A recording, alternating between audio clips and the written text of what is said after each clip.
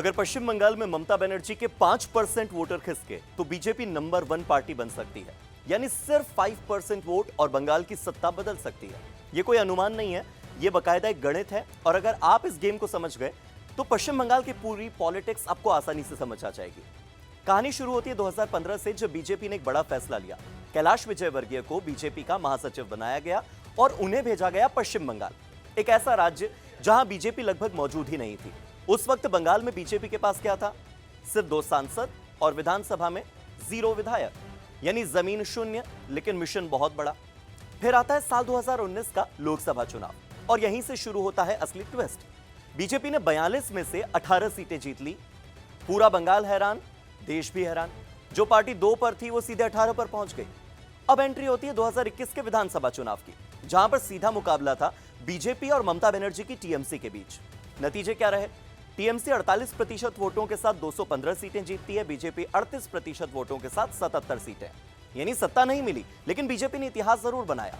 0 से 77 सीट ये केवल आंकड़ा नहीं था, ग्राउंड शिफ्ट था। और असली कहानी यहां भी खत्म नहीं हुई।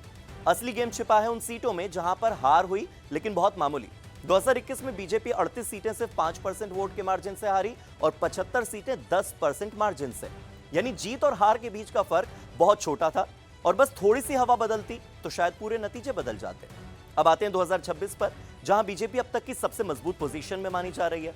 पश्चिम बंगाल में मुकाबला सीधा है, बीजेपी बनाम टीएमसी, और इस बार खेल सिर्फ एक नंबर पर टिका है और वो है 5%।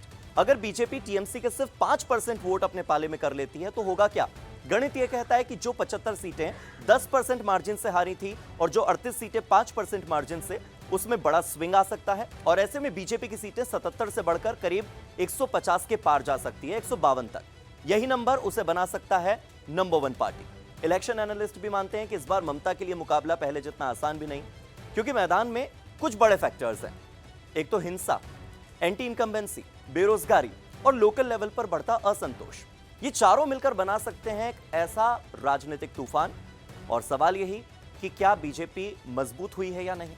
सवाल यह भी कि क्या ममता बनर्जी का किला हिलेगा? क्या 5% वोट 215 सीटों की ताकत को चुनौती देंगे? और इन्हीं सवालों से घिरी बंगाल की राजनीति ऐसे मोड़ पर अब है जहां पर हर वोट सत्ता बदल सकता है। याद रखिए, इस बार फैसला लाखों वोट से नहीं, सिर्फ 5% वोट से हो सकता है। आप क्या सोचते हैं, 2026 में कौन जीतेगा, बीजेपी या ममता बनर्जी? कमेंट सेक्शन में बताइए और इस वीडियो को ज्यादा से ज्यादा शेयर कीजिए।